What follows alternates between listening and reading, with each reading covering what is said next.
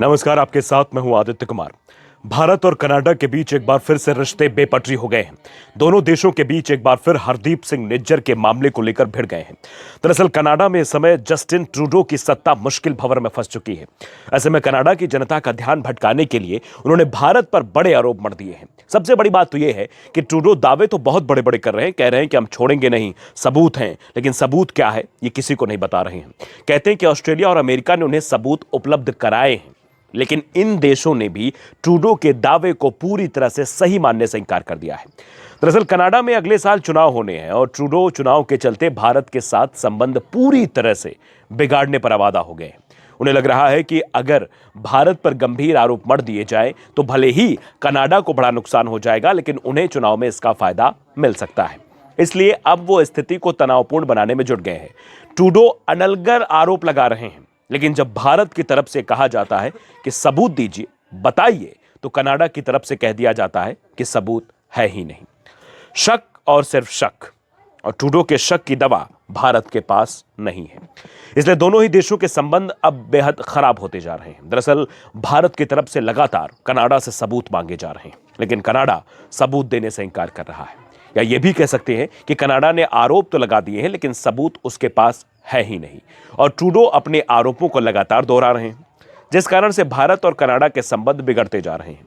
इस बीच भारत ने कनाडा से अपने उच्चायुक्त संजय कुमार वर्मा और अन्य राजनयिकों को वापस बुलाने का फैसला किया है। इसके साथ ही भारत ने कनाडा के दिल्ली स्थित उच्चायोग को समन भी भेजा है। साथ ही भारत ने कनाडा के 6 राजनयिकों को निष्कासित करने का भी फैसला किया है। भारत के एक्शन से बौखलाए ट्रूडो ने एक बार फिर से तमाम आरोप जड़ दिए हैं। ट्रूडो ने कहा है कि रॉयल कैनेडियन माउंटेन पुलिस आयुक्त ने पहले कहा था कि उनके पास इस बात के स्पष्ट सबूत है कि भारत सरकार ऐसी गतिविधियों में शामिल है जो जनता की सुरक्षा के लिए बड़ा संकट पैदा कर रही है। इसमें जानकारी जुटाने के तरीके, दक्षिण एशियाई कनाडाई के खिलाफ बलपूर्वक व्यवहार, दर्जनों धमकी भरे और उल्लंघन करने वाले कामों में शामिल है। यह बिल्कुल स्वीकार्य नहीं है। यह कनाडा की तरफ से कनाडा भारत के संबंधों में खटास पैदा करने के लिए किया गया कोई विकल्प नहीं है। भारत एक महत्वपूर्ण लोकतंत्र है, एक ऐसा देश है जिसके साथ हमारे लोगों के बीच ऐतिहासिक रूप से गहरे व्यापारिक संबंध हैं। ऐसे में जब भू राजनीति के इर्द गिर्द अस्थिरता का मतलब है कि लोकतंत्रों को एक साथ रहना होगा। यही कारण है कि जब हमने खुफिया एजेंसियों के माध्यम से समझना शुरू किया कि भारत संभवतः इसमें हरदीप सिंह निज्जर का नाम ले, उनकी जान लेने के पीछे या पिछली गर्मियों में कनाडा की धरती पर एक कनाडाई की जान लेने के पीछे, तो हमारी पहली पसंद भारत सरकार से यह कहना था कि ये जानते हैं कि ऐसा हुआ है, इसे ठीक करने के लिए हमारे साथ काम करें।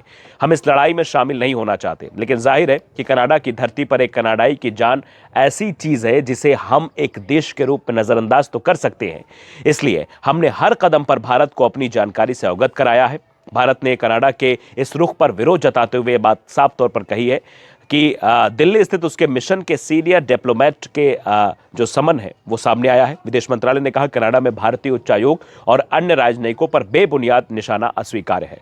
ट्रूडो सरकार के रवैये कारण भारतीय राजनयिकों की सुरक्षा को बेहद संकट पैदा हो रहा है।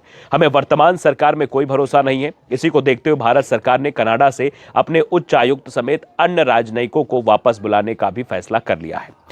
उन्होंने कहा कि कनाडा को बता दिया है कि ट्रूडो सरकार जिस तरह से भारत के खिलाफ अलगाववाद और अतिवाद का समर्थन कर रही है, उसके खिलाफ भारत के पास जवाब देने का अधिकार है।